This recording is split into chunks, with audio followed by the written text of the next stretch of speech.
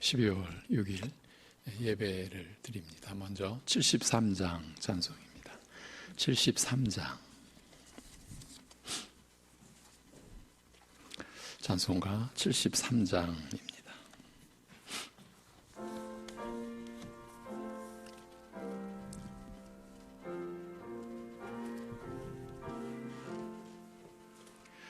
내 눈을 들어 두루 살피니 사나이라. 날 돕는 구원 어디서 오나 그 어디서. 하늘과 땅을 지은 여호와 날 도와주심 확실하도다. 주께서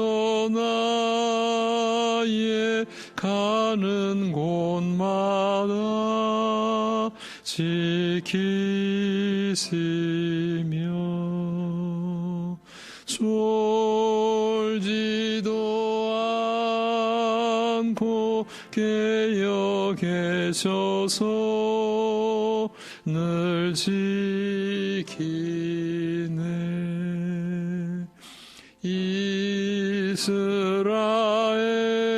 이스라엘을 지키시는 이 쉬지도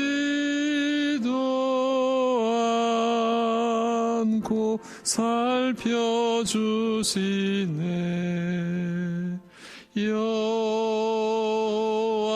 나의 보좌시니 늘 지키며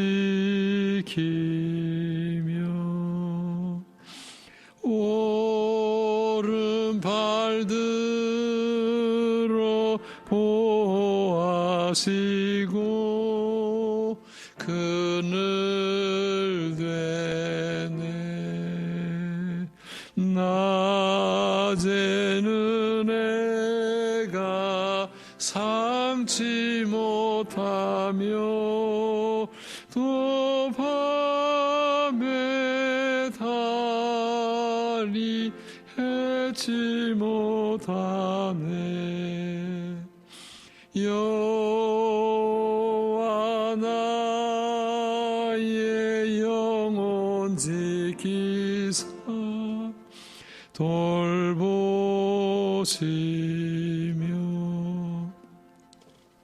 내 모든 죄를 사해 주시고 늘 지키네.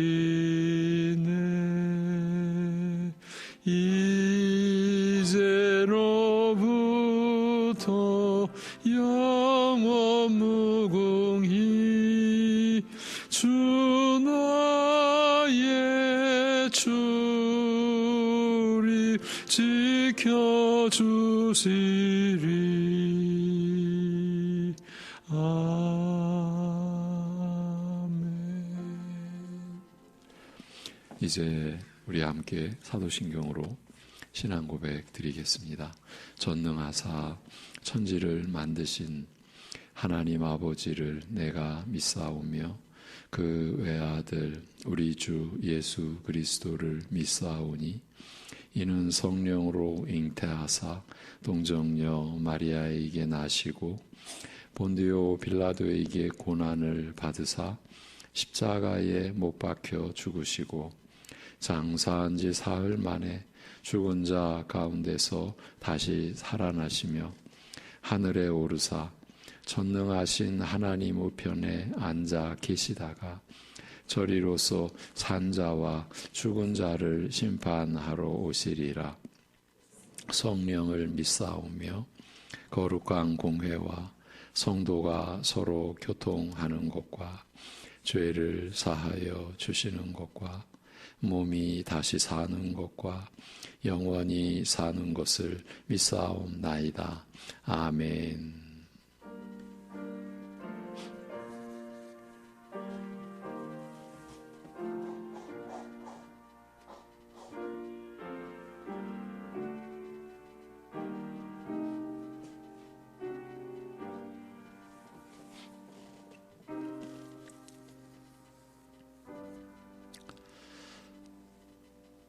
그러므로 우리가 믿음으로 의롭다 하심을 받았으니 우리 주 예수 그리스도로 말미암아 하나님과 화평을 누리자.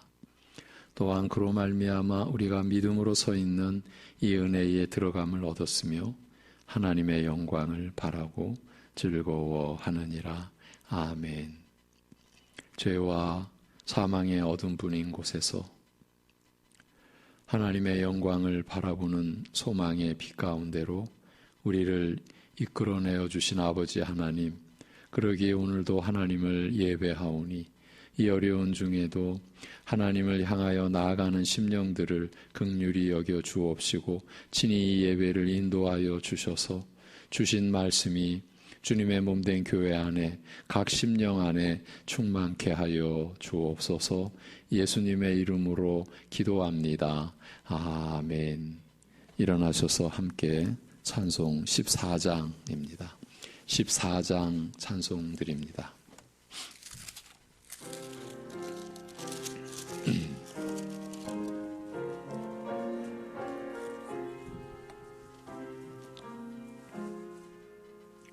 주리 하나님 하늘에 계시니 온 천하 만민 주 앞에 찬송하네.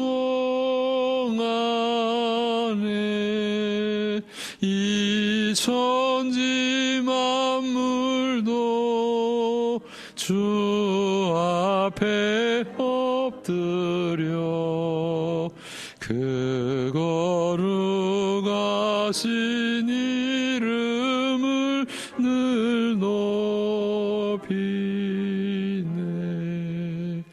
주 언약하신 것 끝까지 지키니 저 하늘나라 향하여 곧 가리라.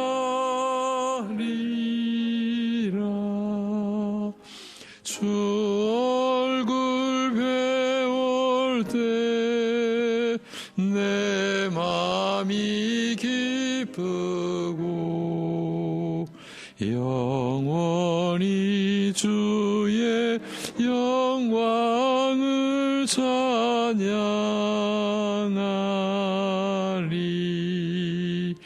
왕의 왕 되신 주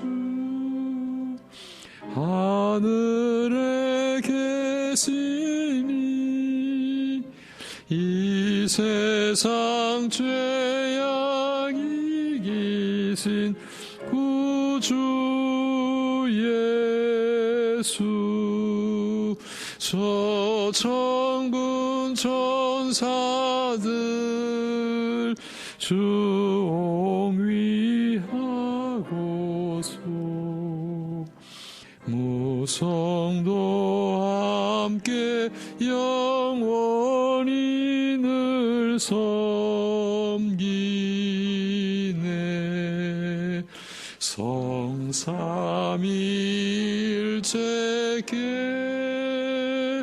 승리한 무리들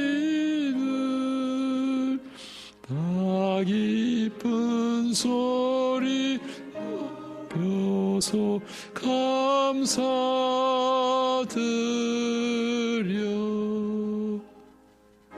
창조주 하나님 내 주님 되시니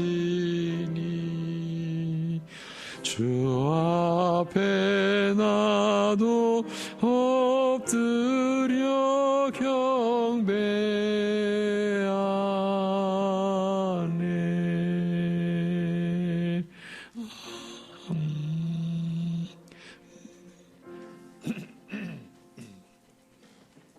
교동문은 제5번입니다. 시편 8편 말씀.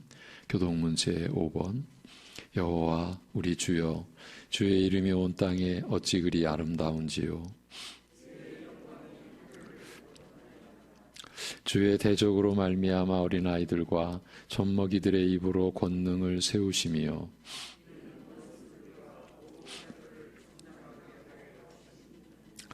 주의 손가락으로 만드신 주의 하늘과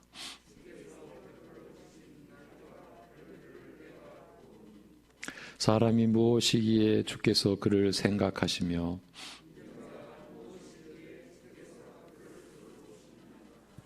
그를 하나님보다 조금 못하게 하시고 주의 손으로 만드신 것을 다스리게 하시고 만물을 그의 발 아래 두셨으니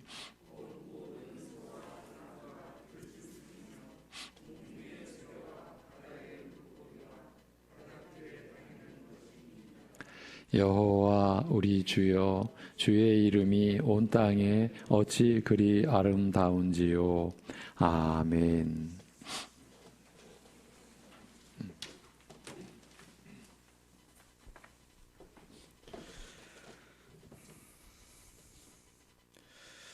하나님의 하나뿐인 아들 안에서 또 그 하나님과 영원히 함께할 수 있는, 정말 이 세상 어디를 둘러보고 찾아봐도 결코 얻을 수도 없고 또 누릴 수도 없는 하늘에 속한 신령한 복을 저희에게 은혜로 베풀어 주심을 감사를 드리옵나이다. 이 시간도 그 하나님께서 베풀어 주신 크신 은혜에 정말로 감사하며 또 감격하며 그것을 베푸신 정말 하나님을 향한 그 사랑의 마음만을 가지고 이 자리에 나와 예배 가운데 저희들의 이 마음을 드리오니 주님, 저희들의 마음을 온전케 하여 주시옵시고 그 마음을 하나님만이 홀로 받아 주시옵소서. 참으로 이것이 저에게 단지 이 한 순간으로 끝나는 것이 아니라 매일의 매주의 모든 삶이 되어야 마땅할진데, 또 교회를 나가 정말 세상 속에 살아갈 때에는 또 하나님을 잊는 것처럼 정말 세상 속으로 눈을 향하여 정말 살아갔던 것들을 주님 용서하여 주시옵소서.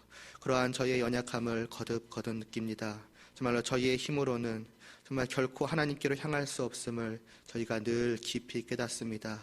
그렇기에 주님께 정말 간구드리며 주님만을 의지하오니 주님, 저희들을 붙들어 주시옵소서. 저희들을 놓지 말아 주시옵소서. 저희들이 하나님으로부터 시선을 돌릴지라도 하나님께서 저희들을 다시금 하나님께로 돌려 세워 주시옵시고, 바라옵기는 저희들의 그 시선과 저희들이 향하는 발걸음이 하나님으로부터 결코 뒤돌아서지 않을 수 있도록 은혜를 베풀어 주시옵소서.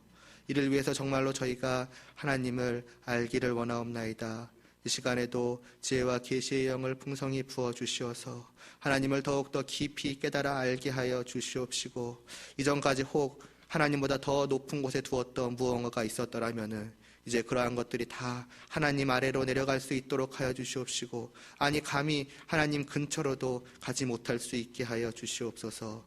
오직 하나님만이 저희의 마음속에 다 자리하기를 원하옵나이다. 그 자리에 조금도 다른 무언가가 들어오지 않기를 원하옵나이다. 저의 모든 사랑이 오직 하나님께로 향하기를 원하오니 주님, 그와 같은 보다 더 참되고 더 온전한 성도로 저희를 삼아 주시옵소서. 이를 위하여서 단위에 세우신 목사님과 함께하여 주시옵시고, 목사님을 통하여서 들려주시는 그 말씀을 참으로 살아계시고 지금도 우리와 함께 하시는 그 하나님께서 저희에게 주시는 그 말씀으로 듣게 하여 주시옵시고, 정말 권위 있는 그 말씀으로 저희가 받고 오직 그 앞에 저희의 무릎을 꿇을 수 있도록 하여 주시옵소서. 결코 정말 그 말씀 위에 저희가 서지 않게 하여 주시옵시고, 결국 그 말씀을 저희가 다스리려고 하지 않게 하여 주시옵시고, 오직 하나님의 말씀만이 저희를 온전히 늘 다스려 주시옵소서. 그러한 저희 성도로서의 삶이 모든 시간들이 다 예배로서 드려지기를 원하오며, 그와 같은 또한 이 시간 되기를 원하옵나이다. 저희들을 통하여서 하나님만이 홀로 영광을 받아 주시옵소서. 예수님의 이름으로 기도드리옵나이다. 아멘.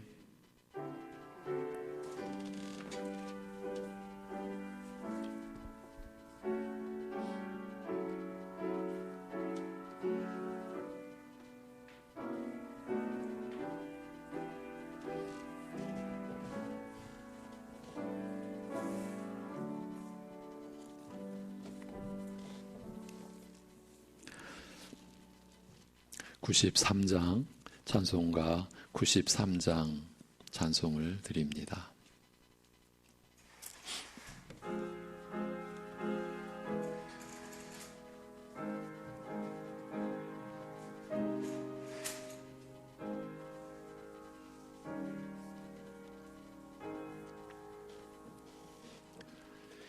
예수는 나의 힘이요 내 생명 되시니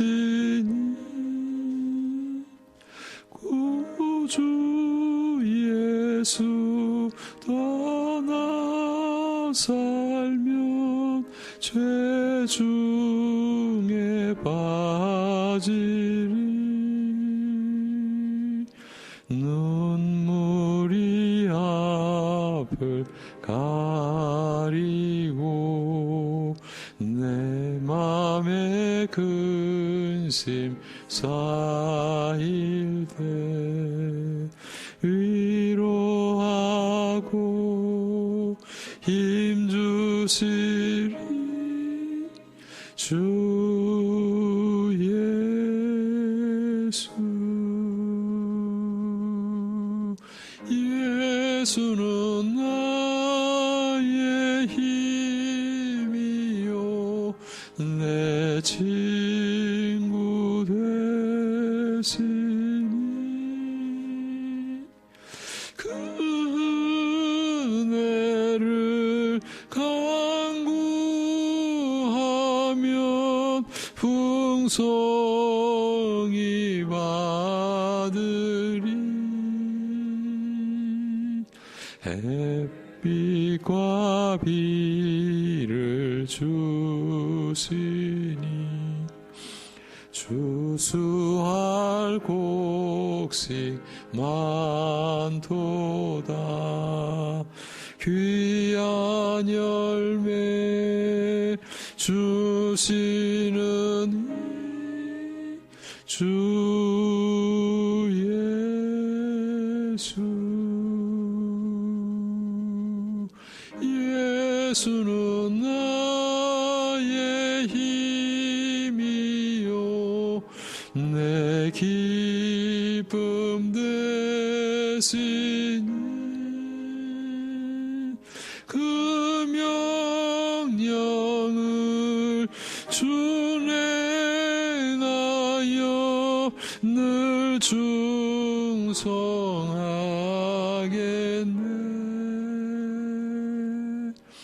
주야로 보호하시며 바른 길 가게 하시니 의지하고 따라가리 주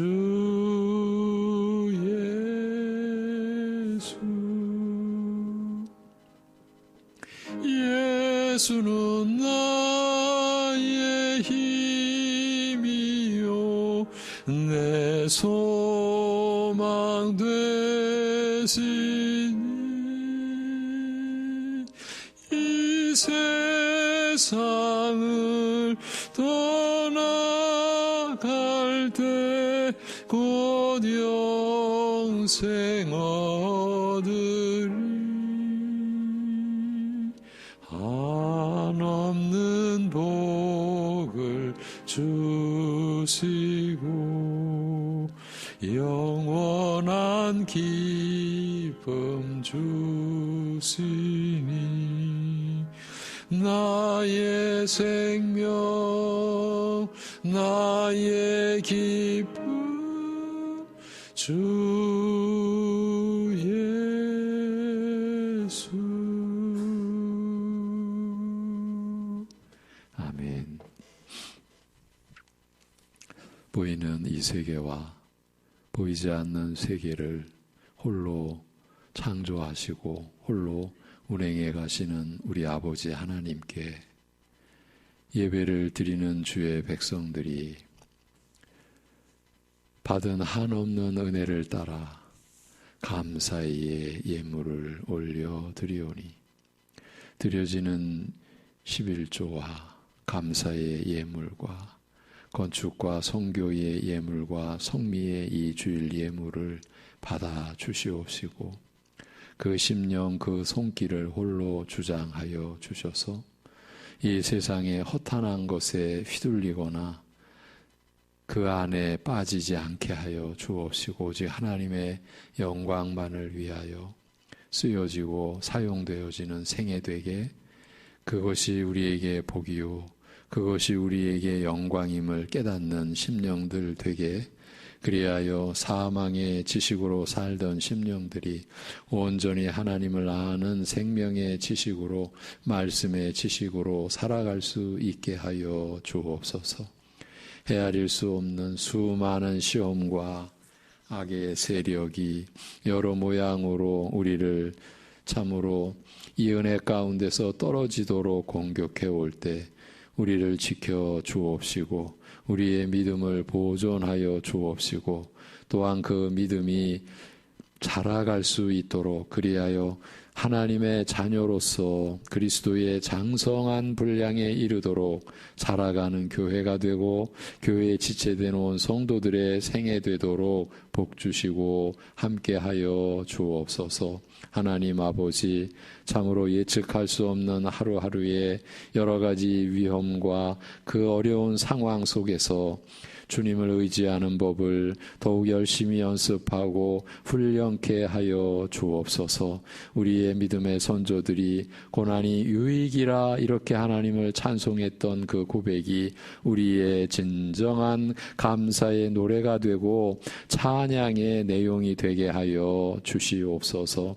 혹여나 여러 가지 어려운 상황에 빠져 있는 심령일지라도 오늘 하나님을 예배하고자 하는 그 살아있는 심령으로 인하여서 그 고단함과 그 고통과 그 어려움 속에 짓눌렸던 심령이 펴지며 하나님을 향한 소망의 그 은혜로 다시금 새로워지고 채워지게 하여 주시옵소서.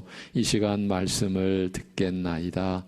우리로서는 감당할 수 없는 생명과 진리의 말씀을 성령께서 우리의 심령이 받아들여지도록 이 시간 역사하여 주옵소서. 그리고 말씀대로 살아가는 그 기쁨이 진정한 이 세상에서 다시는 없는 기쁨이라는 것을 누릴 수 있는 깨달을 수 있는 우리들 되게 하여 주시옵소서. 예수님의 이름으로 감사하며 기도 올리옵나이다. 아멘. 고린도 후서의 말씀입니다. 고린도 후서 5장 16절에서 21절입니다. 고린도 후서 5장 16절에서 21절 오늘 본문입니다. 오늘 말씀의 제목은 화목하게 하는 말씀입니다. 16절부터 21절까지 봉독하겠습니다. 그러므로 우리가 이제부터는 어떤 사람도 육신을 따라 알지 아니하노라. 비록 우리가 그리스도도 육신을 따라 알았으나 이제부터는 그같이 알지 아니하노라. 그런즉 누구든지 그리스도 안에 있으면 새로운 피조물이라. 이전 것은 지나갔으니 보라 새 것이 되었도다. 모든 것이 하나님께로서 났으며 그가 그리스도로 말미암아 우리를 자기와 화목하게 하시고 또 우리에게 화목하게 하는 직분을 주셨으니 곧 하나님께서 그리스도 안에 계시사 세상을 자기와 화목하게 하시며 그들의 죄를 그들에게 돌리지 아니하시고 화목하게 하는 말씀을 우리에게 부탁하셨느니라. 그러므로 우리가 그리스도를 대신하여 사신이 되어 하나님이 우리를 통하여 너희를 권면하시는 것 같이 그리스도를 대신하여 간청하노니 너희는 하나님과 화목하라. 하나님이 죄를 알지도 못하신 이를 우리를 대신하여 죄로 삼으신 것은 우리로 하여금 그 안에서 하나님의 의가 되게 하려 하심이라. 아멘. 우리가 항상 예수의 죽음을 몸에 짊어짐은 예수의 생명이 또한 우리 몸에 나타나게 하려 함이라는 말씀을 붙들고 살아가는 사람들이 있습니다. 바로 신자된 우리들, 바로 여러분들입니다. 그래서 우리가 믿음으로 산다는 것은 예수의 생명으로 산다는 뜻이 됩니다. 그리고 우리 신자들이 예수의 생명으로 산다는 것은 그 생명이 우리를 통해 나타나는 것을 뜻합니다. 그러면 예수의 생명이 나타나는 삶은 어떤 것이겠습니까? 여러분이 살아가고 있는 삶은 어떤 것이겠습니까? 그 점에 대하여 사도 바울은 우리가 만일 미쳤어도 하나님을 위한 것이요 정신이 온전하여도 너희를 위한 것이니라는 진술로 깊은 암시를 줍니다. 이 구절은 그 5장 13절은 앞절에서 한 말의 이유를 제시한 내용입니다. 왜 자신들을 내세우려 하지 않고 도리어 성도들로 하여금 자신들로 인하여 헛된 자랑을 하는 자들에게 진정한 자랑을 하게 하고 대답할 말이 있게 하려 하였는지 그 이유를 제시하는데 우리가 정신이 나갔어도 하나님을 위한 것이요 맑은 정신을 가지고 있어도 여러분을 위한 것이기 때문이라고 한 것입니다. 이 고백이 의미하는 바가 무엇이겠습니까? 바로 예수의 죽음을 늘 지니고 다녀서 예수의 생명이 나타난 그 결과 곧 그 열매를 보여주는 것입니다. 그러면 예수의 생명이 나타나는 신자의 삶은 왜 자신을 위해서 살지 않는 것으로 이루어지는 것일까요? 오늘 본문 앞에서 지금까지 이 점에 대해서 사도가 밝혀온 사실이 있지요. 그것은 바로 우리 신자들이 항상 예수의 죽음을 짊어지고 다닌다는 점입니다. 바로 이 점 때문에 즉 오직 예수의 죽음으로 우리가 죄와 사망과 음부의 권세에서 노인바 되었기 때문에 우리는 자신을 위해서 살지 않게 된 것입니다. 더욱이 예수의 죽음을 증거해 주시기 위해서 성령께서 우리에게 임하셨다라는 사실도 사도가 밝혀놓지 않았습니까? 그리고 사도는 본문에서 더 정확한 설명을 이렇게 덧붙입니다. 오늘 본문 앞절이죠.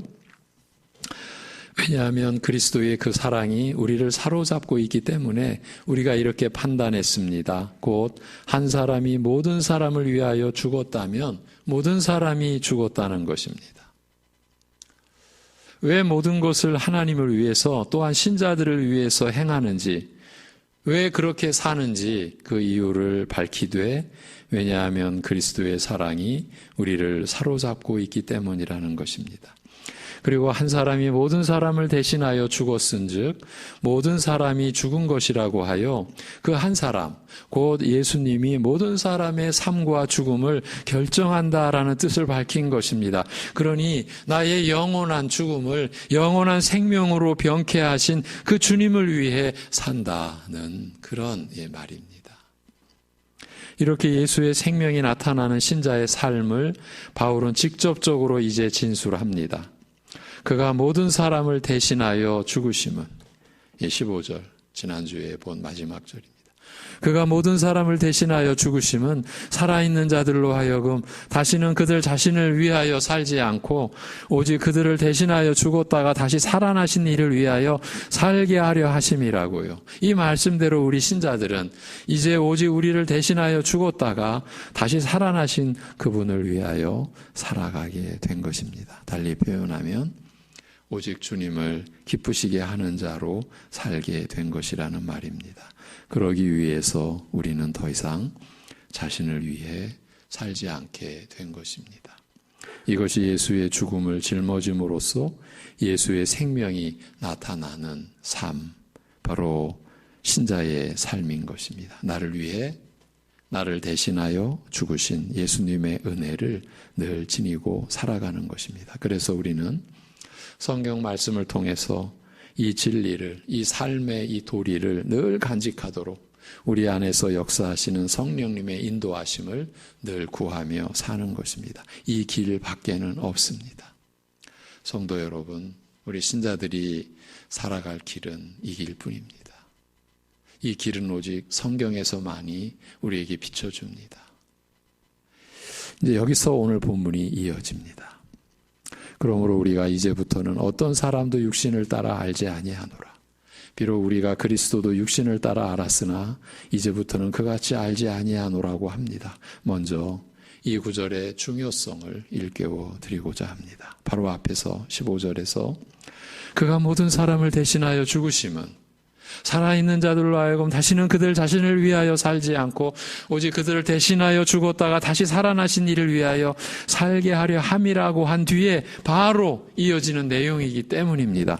이러한 주님의 뜻을 깨닫게 된 사도 바울의 첫 일성이, 첫 마디가 그러므로 우리가 이제부터는 어떤 사람도 육신을 따라 알지 아니하노라고 하였다라는 것이 무슨 뜻이겠습니까? 그것은 자신을 위하여 살지 않고 주님을 위하여 살게 된 삶의 방식은 이렇게 시작된다라는 뜻이 아니고 무엇이겠습니까?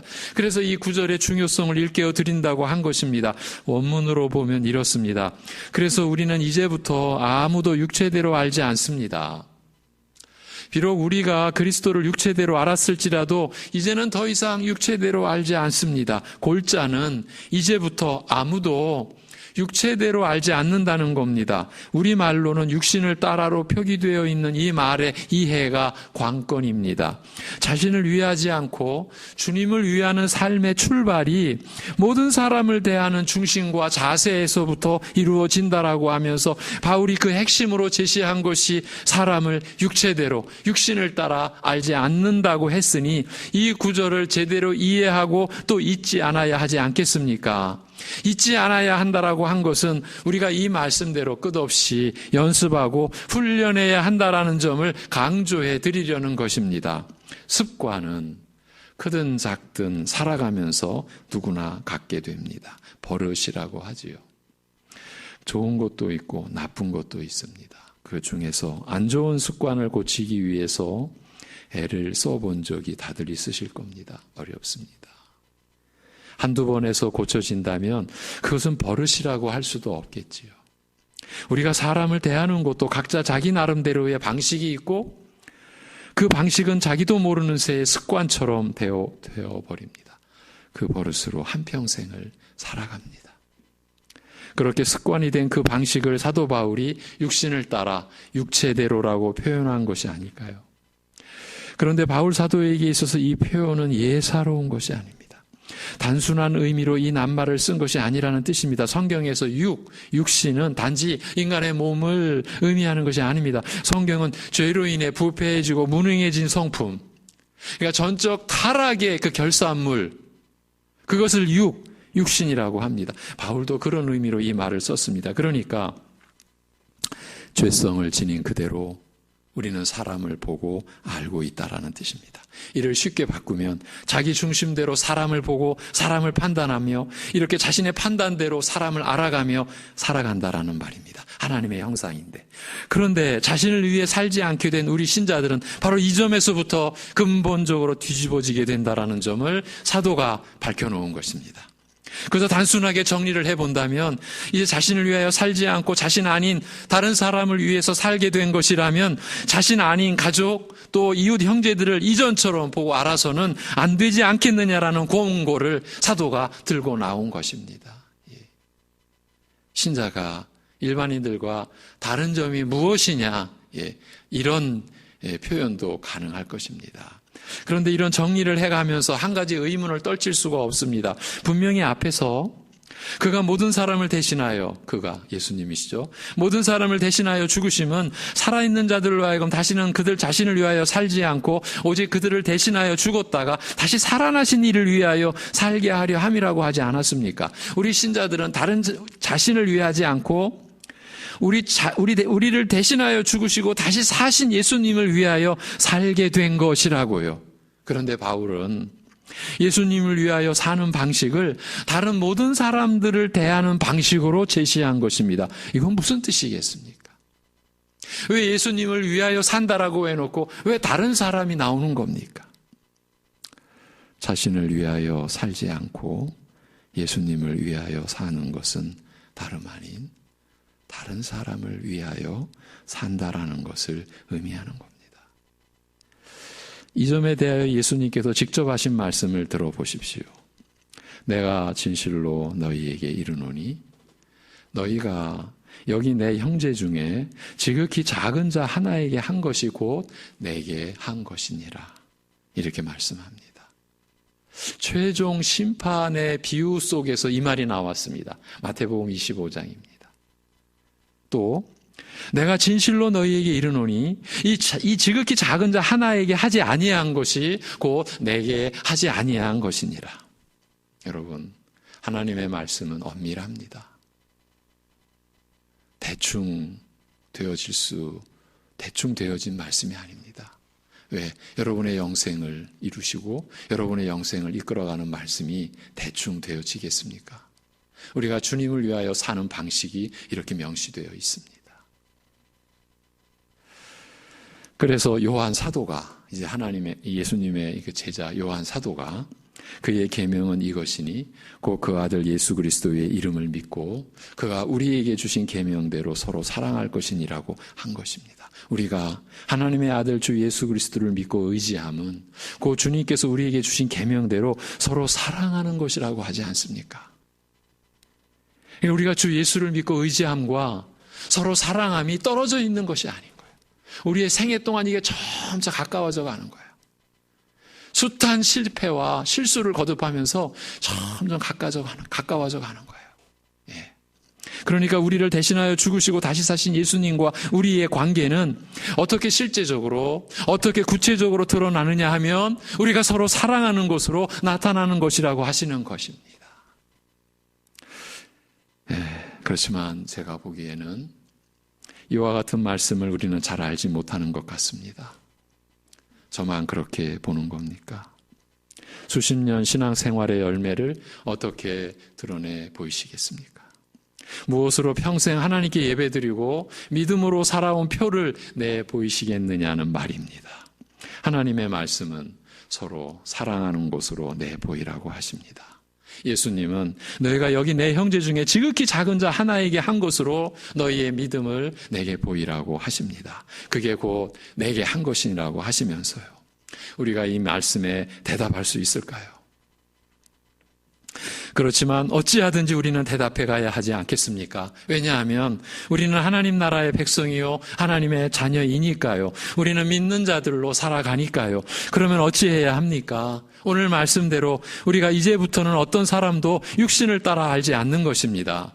그런데 우리는 습관이 들어버렸습니다. 우리는 자연스럽게 요즘식으로 하면 자동적으로 사람을 육체대로 판단합니다. 내 죄성대로, 내 중심대로, 내 기준으로 내게 이익이 되는지 안 되는지를 보는 겁니다. 그로 인해 내가 돋보일지 아니면 그로 인해 내가 낮아지게 될지를 보면서 그를 판단하고 알아가는 겁니다. 우리는 이렇게 살아왔지만 이게 잘못되었다고 문제 있는 거라고 생각해 본 적이 없습니다. 그렇지 않나요? 대개는 이렇게 사는 것 같습니다. 이게 사실은 믿음으로 사는 게 아닌데도 말입니다. 요즘 참 이런 생각을 많이 합니다. 기초가 너무 부족했다고요. 예. 신앙의 기초 지식이 없었다고요. 저도 포함해서지요. 그래도 감사한 것은 말씀의 지식이 부족했다, 너무 없었다라는 것을 알게 된 것이지요. 예. 이 아는 자체가 사실은 감사한 거지요. 이런 면에서 우린 참 뻔뻔한 겁니다. 그렇지만 하나님의 긍휼하심을 의지할 수 있어서 포기하지 않고 또 일어설 수 있는 거지요. 물론 포기할 수도 없지만요. 하나님께서 허락하시지 않을 테니까요.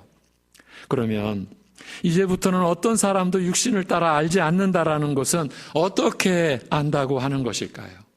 앞에서부터 암시는 해드렸습니다만 본문 안에서 그 길을 찾는 것이 더 중요할 것입니다. 이에 대해서 사도는 이렇게 말하고 있습니다. 비록 우리가 그리스도도 육신을 따라 알았으나 이제부터는 그같이 알지 아니하노라고요. 갈수록 태산이라는 말이 지금도 적용되는 것 같습니다. 바울이 이제는 어느 누구도 육체대로 알지 않겠다고 하면서 그리스도도 육체대로 알았으나 지금은 그같이 알지 않는다라고 한 것은 그리스도를 본래대로 새롭게 아는 것 같이 사람들도 그렇게 알겠다라고 하는 것이 아니겠습니까? 그래서 갈수록 태산이라고 한 겁니다. 그리스도를 알므로써 바울의 삶은 그야말로 완전히 바뀌지 않았습니까? 그렇게 자신을 바뀌도록 하신 예수님을 육체대로 알지 않는다고 한 것과 같이 이제는 어느 누구도 육체대로 알지 않겠다라고 한 것입니다. 왜 이 점을 이렇게 강조해 드리는지를 짐작하시겠죠. 이것이 우리가 사람을 아는 방식이 되어야 한다라는 점을 강조해 드리는 것입니다. 그래서 앞에서 습관을 제가 언급했던 것입니다. 안 좋은 작은 습관도, 아주 작은 것도 바꾸기 위해서는 적지 않은 노력을 기울여야 합니다. 그런 시도를 해보신 분들은 잘 아실 겁니다. 그런데 사도 바울은 유대주의자의 입장에서, 유대교의 신봉자의 입장에서 이스라엘을 혼란케 할 뿐인 예수당의 괴수에 불과했던 이 예수님을 이제는 창조주요, 구속주요, 심판주로 알게 된 것입니다. 예수 믿는 사람을 잡아 죽이던 사람이었어요. 스데반 집사가 그 옷 벗겨지며 돌에 맞아 죽을 때 그 옷 맡은 자가 바로 이 사도 바울이었어요. 그런데 그런 예수님을, 이스라엘 그 국가를, 이스라엘 사회를 완전히 파괴하는 그 무리들의 그 괴수, 예수를 그렇게 알던 사도 바울이 이제는 그를 창조주요, 심판주요, 구속주로 이렇게 알게 됐어요. 여러분, 이런 일이 어떻게 일어날 수 있었을까요? 습관을 바꾸는 것과는 완전히 차원 다른 이런 변화가 어떻게 가능했을까요? 바울 사도가 강조하는 것이 무엇입니까? 내가 한 것이 아니다. 오직 주의 은혜로, 내가 모든 사도보다 더 많이 수고한 것도 내가 한 것이 아니다. 여러분, 평생 붙들고 가야 되는 거예요. 내가 했다라는 생각이 딱 들면 여러분 엎드려야 돼요. 이 말씀 앞에. 주여, 내가 한 것이 아니라는 걸 깨닫게 해달라고요. 어떻게 바울 사도가 예수를 육체대로 알지 아니한다라고 하는 이런 일이 어떻게 일어난 겁니까? 오직 주의 은혜로 인한 것이죠. 그렇다면 우리에게도 이런 기적의 역사가 일어날 수 있는 것입니다. 주님의 은혜로 일한 것이니까요. 16절 안에는 이런 놀라운 암시도 들어있는 겁니다. 그리하여 바울이 이제는 어느 누구도 육체대로 알지 않으리라고 하는 것이 자신을 위해 살지 않고 자신을 대신하여 죽었다가 다시 사신 예수님을 위해 사는 길이라고 한 대로 이제 우리도 살 수 있는 겁니다. 오직 주님의 은혜로 인해서 말입니다. 그러므로 우리는 이 은혜를 베푸시는 성령님의 인도하심을 늘 찾고 구하여야 하는 것입니다. 물론 누구라도 육신을 따라 알지 않기 위해서 애쓰고 노력해야 하는 것은 당연하고요. 우리 자신을 채찍질해야 할 것입니다. 이 수고를 게을리해야 해서는 안 될 것입니다. 예수님을 위해 사는 길을 우리가 가기 위해서 우리는 노력을 기울여야 하는 거예요. 이어서 바울 사도가 한 말에 주의를 기울여 들어보십시오. 그런즉, 이제 여기서 이 놀라운 진술이 나오는 거예요. 그런즉 누구든지 그리스도 안에 있으면 새로운 피조물이라. 우리는요, 새로운 피조물이라고 하는 이런 고백은, 이런 얘기는 많이 했지만 이 고백이 어떤 문단에서 어떤 문맥에서 나온 것인지에 대해서는 사실 잘 몰랐다라고 해야 옳을 듯 싶습니다. 저도 포함해서요. 지금 이런 맥락에서 그러므로 누구든지 그리스도 안에 있으면 새로운 피조물이라. 이전 것은 지나갔으니 보라 새 것이 되었도다라고 합니다. 그러므로 만일 어떤 사람이 그리스도 안에 있으면 새로운 피조물입니다. 이전 것들은 지나갔으니 보시오 새 것이 되었습니다라는 말입니다. 무슨 뜻으로 바울이 한 말이겠습니까? 이 구절은 앞의 절과 떼어서 볼 수 없게 되어 있지요. 그런즉 그러므로라고 연결되어 있지 않습니까? 그런데 이 구절을 이제 이런 식으로 보는 것은 큰 문제가 됩니다. 이제 예수님을 육체대로 알지 않듯이 어떤 사람이든지 육체대로 알지 않게 된 거로 그러므로 새로운 피조물이라고 보는 것, 이렇게 보는 것은 왜 아니 되겠습니까? 새로운 피조물이라고 하되 그리스도 안에 있으면 새로운 피조물이라 하지 않았습니까? 그런데 누구든지 육체대로 알지 않게 되었으므로 새로운 피조물이라고 하면, 우리가 사람을 육체대로 알지 않게 되면 그것이 그리스도 안에 있게 되는 것이고, 그래서 새로운 피조물이 된다라는 말이 되기 때문입니다. 이렇게 보면 그야말로 믿음이 아닌 우리의 행위로, 그러니까 은혜가 아닌 우리 스스로 그리스도 안에 있게 된다는 뜻이 되니 이는 그야말로 반성경적인 해석이 되는 겁니다. 우리가 성경을 보면서 피해야 할 가장 두려운 점을 오늘 잠깐 보여드린 겁니다. 그렇다면 본절을 어떻게 보아야 하는 것일까요? 그런즉 누구든지 그리스도 안에 있으면 새로운 피조물이라고 하지 않습니까? 그러니까 앞에서 언급된 예수님을 육체대로 알지 않겠다라고 한 것과 같이 이제는 어느 누구도 육체대로 알지 않겠다라고 한 자체가, 바로 그 자체가 그리스도 안에 있는 것이요, 그리스도 안에 있는 상태라는 말입니다. 바로 그런 자가 새로운 피조물이라는 뜻으로 바울이 설명한 것입니다. 그러니 이제 나 자신을 위해 살지 않고 나를 대신하여 죽으시고 다시 사신 예수 그리스도를 위해 사는 것이 다른 사람들을 육체대로 알지 않는 것이라는 이 사실을 우리가 바로 깨닫는 것이 얼마나 중요한 것입니까? 이렇게도 볼 수 있습니다. 나를 위해 살지 않고 주님을 위해 사는 것이 이제는 아무도 육체대로 알지 않는 것에서 출발한다라는 것입니다. 사도는 이런 믿음으로 사는 자들이 그리스도 안에 있는 것이다, 그리하여 새로운 피조물이다, 이렇게 한 것이에요.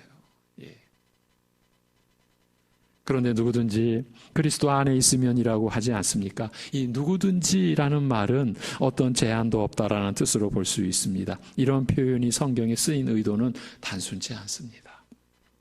이 세상은 어떤 특별한 사람들을 생각할 때 누구나 어떤 기준과 제한을 두게 됩니다.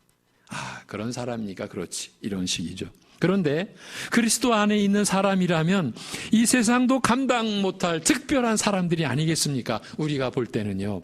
그런데 역설적이게도 이렇게 특별한 사람에 관한 진술을 하면서 누구든지 어떤 사람이 이렇게 말하는 것이 하나님 말씀인 겁니다. 즉 누구든지 그리스도 안에 있으면이라고 한 것은 이 세상의 기준이나 사람들의 판단과는 아무 상관이 없음을 명시한 겁니다. 이것은 오늘 우리 신자들에게 어떤 의미의 말씀이 되겠습니까? 그리스도의 사랑이 우리를 강권하신다라는 사실, 곧 우리를 사로잡고 있다라는 점에서 아무도 피해갈 수 없다라는 점을 우회적으로 확인해 준 겁니다. 그러니 나는 특별하지 않아. 나는 특별하지 않기 때문에 자신을 위해 살지 않고 주 예수 그리스도를 위해 그렇게 살아갈 필요가 없다거나, 난 특별하지 않으니까 나 같은 사람이 뭘 그렇게 특별하게 살아, 이렇게 할 수 없다고, 그렇게 살아갈 필요가 없다거나, 그래서 이제 어떤 사람도 육체대로 알지 않는 식의 삶은, 그런 어려운 삶은 나하고는 상관없어, 이렇게 할 수 없다라는 뜻입니다. 하나님의 나라는 이 세상의 기준과 사람들의 판단에 의하여 제한받는 곳이 절대 될 수 없다라는 점을 꼭 기억하시기 바랍니다. 그런데 이 16절 말씀은 또 다른 의미를 지니고 있습니다. 앞에서 자신을 위해 살지 않는 것이 이제는 누구라도 육체대로 알지 않는 것이라고 하지 않았습니까? 그러면 우리는 어떻게 서로를 알아야 하는 겁니까? 바로 이 점에 대하여 답하고 있는 구절이요, 이 점에서 또 다른 가르침을 주는 구절이라고 할 수 있습니다. 그런즉 누구든지 그리스도 안에 있으면 새로운 피조물이라, 이전 것은 지나갔으니 보라 새 것이 되었도다라고 합니다. 한마디로 새 것으로 알라라는 뜻입니다. 옛사람으로 알지 말라라는 말입니다. 새로운 피조물로 알라라는 말입니다. 왜 이겠습니까? 그가 그리스도 안에 있지 않습니까? 그리스도를 믿고 있지 않습니까? 그런데 이런 일이 우리 안에서 일어납니다. 그리스도 안에 있는데 왜 저러냐는 겁니다. 즉 새로운 피조물로 볼 수가 없다라는 말이죠. 그렇다면 정말 그렇게 보고 그렇게 아는 것으로 그치겠습니까? 이 점에 대하여 예수님께서 말씀하신 내용이 있습니다. 어찌하여 형제의 눈 속에 있는 티는 보고 내 눈 속에 있는 들보는 깨닫지 못하느냐고요. 이런 자리에 눌러 앉아 있는 한, 그러니까 자신의 들보는 보지 못하고 남의 티만 보며 사는 한, 우리는 자신을 위해 살지 않고 자신을 대신하여 죽으시고 다시 사신 예수님을 위한 삶을 살 수가 없습니다. 그리스도 안에 있는 새로운 피조물로서의 삶을 살 수 없다라는 뜻입니다. 물론 자기 스스로는 신앙생활을 하고 있다라고 할 것입니다. 예배를 드리고 기도도 하며 살아가니까요. 그렇지만 자기가 믿고 싶은 대로 믿고 자기가 하고 싶은 대로 하며 사는 것에 불과한 것입니다. 그 점을 오늘 본문이 확실하게 알려주고 있습니다. 그저 자신을 위해 살고 있는 것입니다. 왜입니까? 함께 그리스도 안에 있는 형제인데도 여전히 육체대로 알고 있으니까요. 자신의 판단대로 알고 자신의 기준대로 보면서 그가 어떤 사람이라고 규정해버리니까요. 우리 신자들이 누군가를 육체대로 안다고 할 때에 이 육체대로라는 것이 양면에 다 적용된다라는 점을 생각해야 합니다. 무슨 말인고 하니 대상을, 내가 지금 알고 보는 그 대상을 육체대로 본다라는 의미가 그 한 면이요. 또 한 면은 판단하는, 지금 알고 보는 내 자신이 육체대로 본다라는 겁니다. 누구를 육체대로 본다라는 건 이 양면이 다 작용하는 것이지요. 그렇지만 많은 경우는 이 점에서도 착각들을 하는 것 같습니다. 상대가, 지금 내가 보고 알려고 하는 상대가 육체대로 볼 대상이 되니까 그렇게 판단했다라는 것이지요. 그렇게 볼 수밖에 없었다라는 그런 뜻입니다. 그렇지만 자신도 육체대로의 안경을 쓰고 육체의 기준을 가지고 보고 있다라는 점은 놓치는 것이지요. 그렇다면 본문은 이 두 면 중에서 어느 쪽을 가리키는 것일까요? 대상이 아니라 자기 자신을 가리키는 말씀입니다. 자기 자신이 사람을 보고 아는 기준이 육신을 따라 육체대로라는 뜻입니다. 본문이 이 점을 지적한 것입니다. 그런데 우리는 대개 반대로 이해합니다. 상대를 육체대로 볼 수밖에 없다는 식으로요. 결국은 그 대상의 외모에 관련된 것을 보고 아는 것이지요. 제가 말씀을 전할 때 외모라고 하는 것은 얼굴이나 겉모습을 말하는 게 아닙니다. 생김새를 외모라고 하는 게 아니고 성경은 그런 의미로 외모라고 하지 않습니다. 그 사람의 외적인 상태나 조건 전체를 가리키는 말입니다. 즉 그의 겉사람 전체를 뜻하는 겁니다. 그 외모를 육체대로 타락한 성품의 기준으로 세상 방식대로 자기 중심으로 판단하며 그를 안다라고 하는 것입니다. 사람들은 이렇게 살아갑니다. 우리 신자들도 대개는 이렇게 사람을 판단하며 살아갑니다. 그렇지만 이제는 멈추어 서서 다시는 어느 누구도 육체대로 알지 않기로 해야 합니다. 우리가 이런 말씀을 받고 있기 때문입니다. 그리스도의 사랑이 성령으로 자신에게 부어져 있기 때문에 이제 우리는 이런 말씀을 받은 대로 가야 합니다. 그리스도께서 자신을 대신하여 죽으시고 다시 사셨기 때문입니다. 이 사실을 부정하거나 부인할 수 없지 않습니까? 그렇다면 이제는 자신을 위해 살 수 없게 되었으니요. 여러분이 그리스도께서 여러분을 대신하여 죽으시고 다시 사셨다라는 사실을 부정 못하시지 않습니까? 그러니까 이제는 여러분 자신을 위해 살 수 없게 되었으니 어느 누구라도 그를 육체대로 알지 않음으로써 자신을 위해 죽어주신 예수님을 위한 삶을 이제 우리가 살아가는 겁니다. 그렇게 살 수 있는 겁니다. 이를 위해 매일 우리는 연습하며 훈련해야 합니다. 그 죄악의 습관을 끊어내기 위해서는 이 훈련이 멈춰서는 안 됩니다. 사소한 습관도 바꾸려면 적지 않은 훈련이 필요하고 그 훈련에 필요한 시간도 있어야 합니다. 그런데 우리 안에 내재되어 있는 이 죄성의 가장 특징적인 이 악한 습관을 바꾸려고 하는데 간단하게 되겠습니까? 평생이 걸릴지도 모릅니다. 아니, 그렇다고 봐야 합니다. 평생에 걸쳐서 우리가 이 훈련을 받아가는 겁니다. 진실로 우리가 직면한 문제는 사람을 육체대로 아는 것입니다.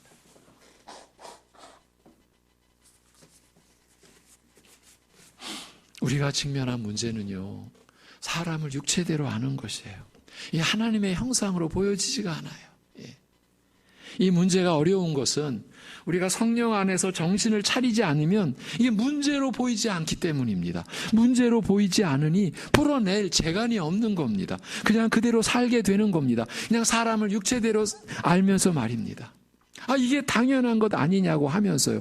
그가 못났으니 못났다고 보는데 무슨 문제가 있냐고 하면서요.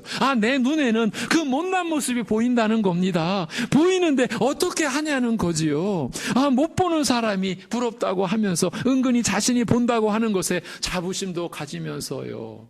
제가 너무 심한 말 하는 겁니까? 그렇지만 이제는 그럴 수 없습니다. 자기가 믿고 싶은 대로 믿을 수가 없게 되었기 때문입니다.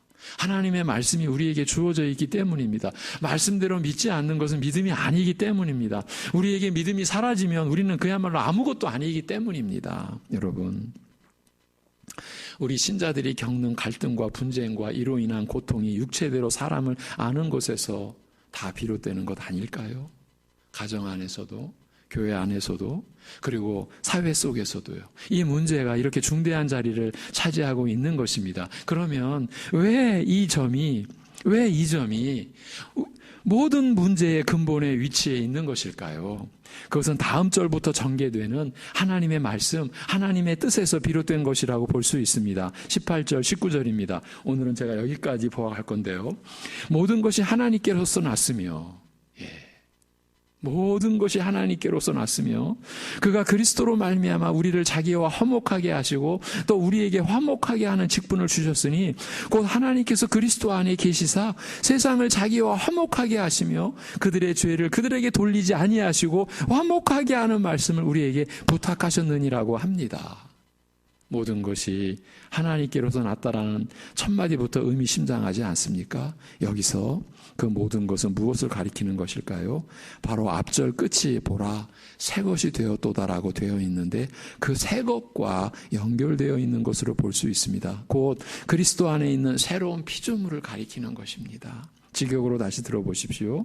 그리고 그 모든 것이 그리스도를 통하여 우리를 자기와 화목하게 하시고 또 그 화목의 직분을 우리에게 주신 하나님으로부터 왔습니다. 이렇게 되어 있어요.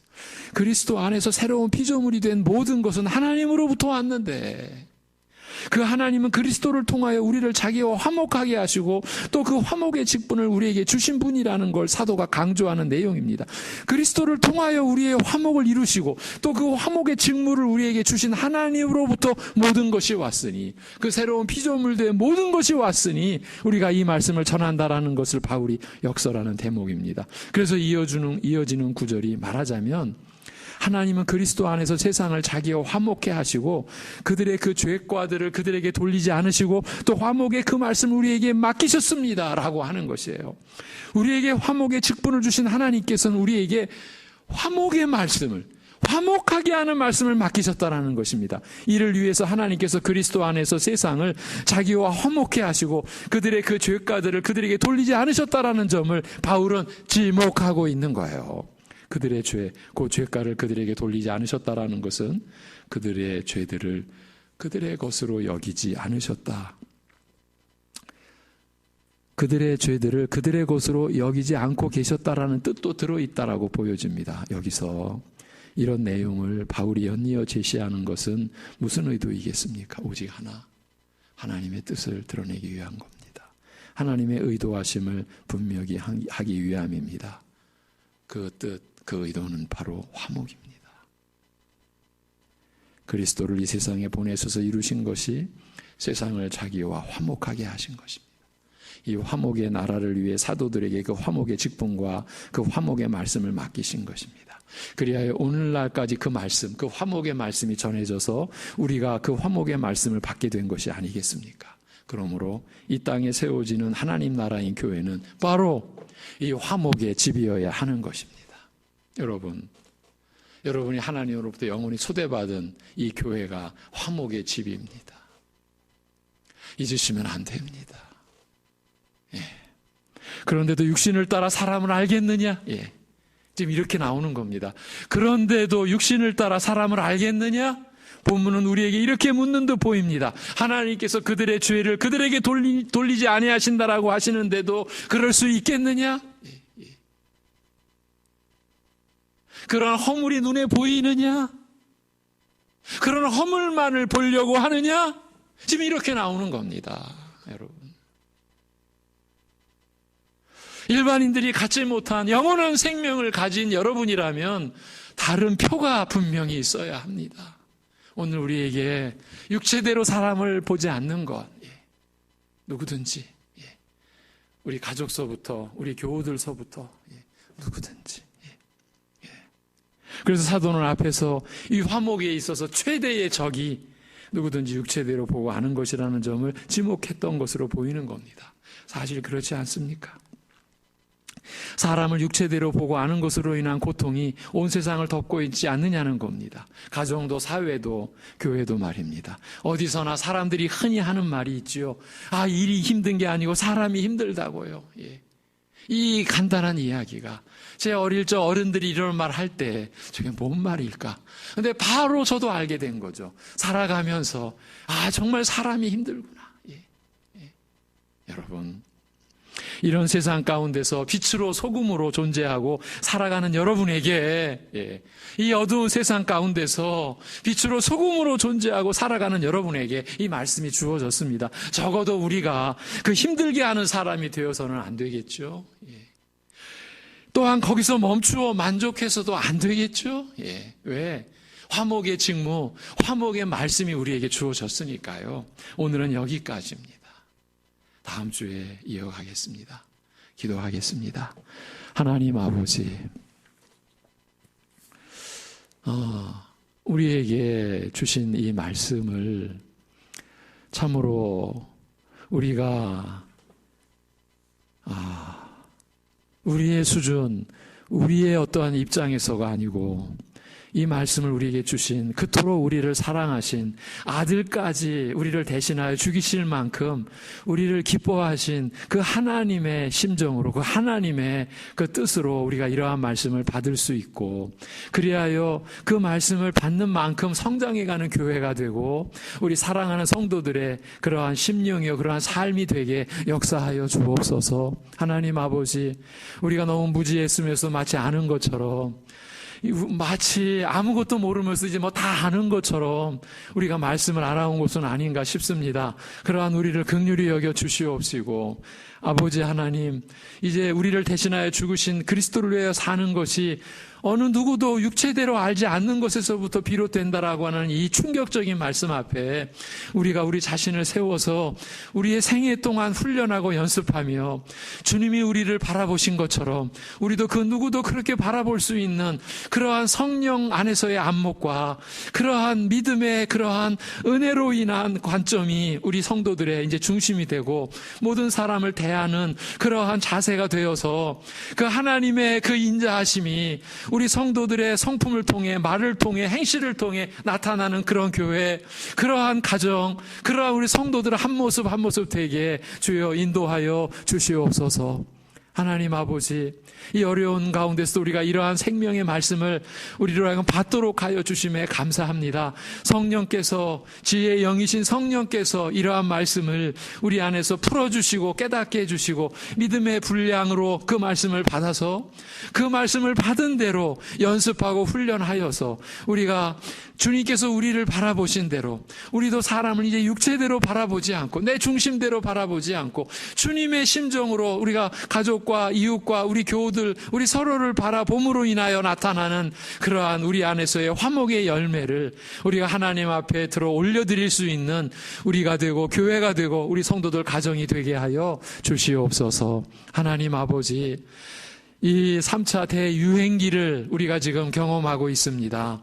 그러나 그러면서도 벌써 우리는 둔감증에 젖어 들어간 것은 아닌지 싶습니다. 주여, 그러한 우리를 불쌍히 여겨주시고 이러한 전 세계적인 이러한 위기를 주님께서 참으로 제어하여 주옵시고 통제하여 주옵시고 다스려 주시옵시고 이러한 어려움이 우리에게 도래된 그 깊은 그 이유와 그 배경을 우리가 주님 안에서 헤아려 볼 수 있게 하여 주시옵시고 서로 도와가며 이 위기를 극복해 가게 하여 주시옵시고 지금 병상에 있는 또 여러 가지 어려운 상황에 처한 우리 가족들, 우리 지체들을 붙들어 주시고 인도하여 주시옵소서. 또 우리나라 이 수능의 계절에 우리 자녀들, 우리 가족들도 관련이 있사오니 그 가족들, 그 자녀들 또한 붙들어 주시고 주님의 선한 뜻 가운데 인도하여 주시옵소서. 모든 걸 주님께 의탁하오며 우리 주 예수 그리스도의 이름으로 기도하옵나이다. 아멘. 찬송입니다. 508장 찬송입니다.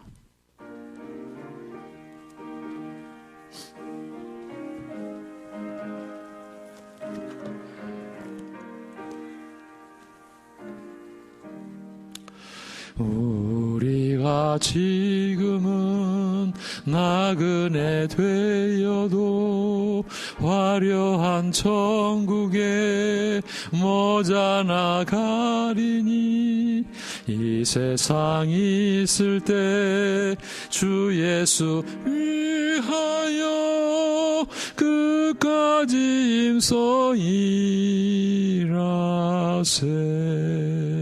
주 내게 부탁하신 천사도 흠모하겠네.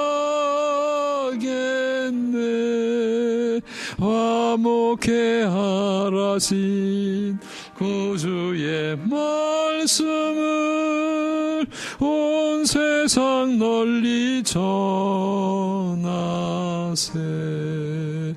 주 예수 말씀이 온 세상 만민들 흉악한 죄에서 떠나라 하시니, 이 말씀 듣고서 새 생명 얻으라.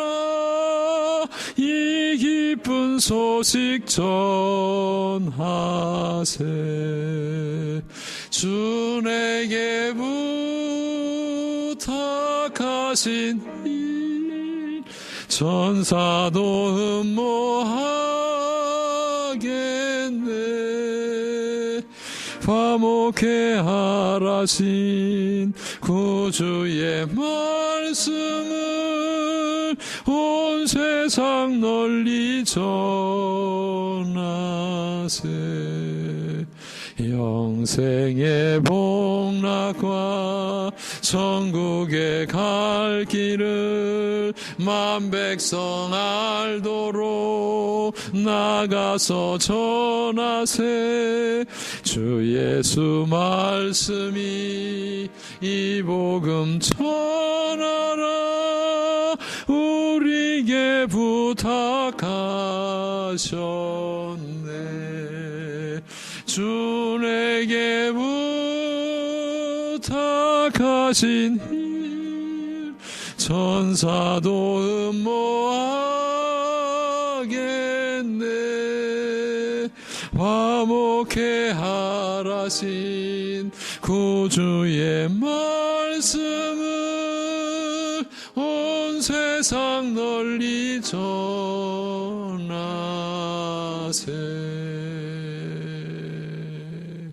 아멘. 예. 이제 누구나 우리나라도 이 코로나19의 3차 대유행기를 맞았다, 이렇게 보고 있습니다. 예. 여러모로 우리가 조심해야 될 내용이 많습니다. 그런데 이런 말씀을 드리고자 합니다. 양극단을 우리가 피해가자. 양극단이라 하면 가중되는 불안과 두려움 속에 빠지는 것 한쪽이고요. 또 한쪽은 벌써 이 안전 둔감증에 우리가 들어가 있지는 않는가. 사실 8월 말에 399명이 딱 됐을 때 우리 새벽 예배부터 스톱했습니다. 근데 지금 500명, 600명대가 넘어갔는데도 우리는 별 그런 마음에 어떤 우리 자신만 해도 벌써 둔감증에 들어간 것 아닌가, 이런 생각이 듭니다. 예배를 우리가 잘 보존해 가면서 여러분 스스로도 이 양극단에 들지 않도록 그래 주님을 더 의지하면서 이 위기를 우리가 헤쳐나가야 되겠고요. 어쨌든 이렇게 예배를 드리는 거 너무 감사하고 우리 교회 학교 예배를 위해서도 계속 기도해 주시기를 바랍니다. 교회적으로도 우리가 또 감당해야 될 일을 해야 되지 않습니까? 그래서 오는 12월 12일 토요일 오후 6시에 올해를 정리하고 내년을 이제 준비하는 예결산 위원회를 갖게 됩니다. 부득이 우리 장로님들, 담당 장로님과 재정부원들로 인하여 축소된 형태로 예결산 위원회를 열고자 합니다. 이 점에 대해서 여러분 기도해 주시고요. 다 짐작하시는 대로 올해의 모든 이 체제를 2021년 그대로 한 해 더 연장하는 것을 여러분 염두에다 두셨겠죠. 지난 11월 말 당회에서 그런 결정을 하고 그래서 예결산위원회도 올해의 체제 안에서 정리하고 내년도에도 올해의 체제 안에서 준비하기 위해서 축소된 형편으로 그렇게 하는 거 이해해 주시고 기도해 주시기 바랍니다. 우리 김숙자 집사님의 모친상, 지난 주일날 그 어머님 권사님이 소천하셔서 이제 순천이었습니다. 부득이 저희 내외만 다녀왔고 장례식 가서도 들어가지 않고요. 그 밖에서 그 가족들과 함께 기도하는 곳으로 조문하고 돌아왔습니다. 또 기도해 주시기 바랍니다. 우리 민원기 권사님께서 예손병원에 입원하여 치료 중이십니다. 좀 실족하셔서 미끄러지셔서 허리를 좀 다치셔서 지금 아주 힘든 재활을 하고 계셨는데 어제는 이제 우리 가족이랑 통화했네요. 잘 재활, 힘들지만 재활을 받고 계시다. 수술에 바로 안 들어간 게 너무 감사하죠. 우리 오건자 집사님 참 재개발되는 이 일로 인해서 충남 예산으로 동생이 있는 충남 예산으로 오는 9일 이전을 하시게 됩니다. 많이 참 슬퍼하시고 그러니까 위로해 주시기를 바랍니다. 이제 특별한 소식을 전합니다. 우리 지난주에 우리 안성홍 목사 사임하고 오늘은 우리 조광희 목사 그리고 엄소희 사모 이 가정이 우리 조광희 목사가 부목사로 또한 유치부와 학생부 당담 교육자로 오늘부로 부임하오니 우리 기쁘게 맞아주고 또 함께 기도해 주시기 바랍니다. 우리 조광희 목사 앞으로 나오시죠. 우리 엄소희 사모님은 이제 제가 결정을 좀 했습니다. 이 어려운, 그리고 좀 아기가 어리거든요. 자녀가 어려서 1, 2, 3부 다 와 있는 것이 어려울 것 같아서 오늘은 일단 우리 조광희 목사만 우리가 이렇게 인사를 하는 것으로 제가 그렇게 판단을 했습니다. 양해해 주시고요. 이제 우리 교회의 부목사입니다. 그리고 유치부와 학생부를 담당합니다. 우리 목사님 인사 한마디 하시죠.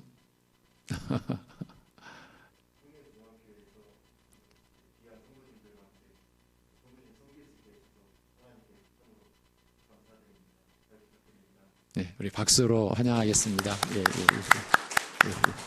들어가시면 되겠습니다. 들어가시면 되겠습니다. 그리고 우리 정광은 강도사가 유초등부와 청년부 담당 교육자로 수고하게 되었습니다. 이 점을 위해서도 여러분 기도해 주시기 바랍니다. 우리 주보 앞에 묵상 구절을 보시겠습니다.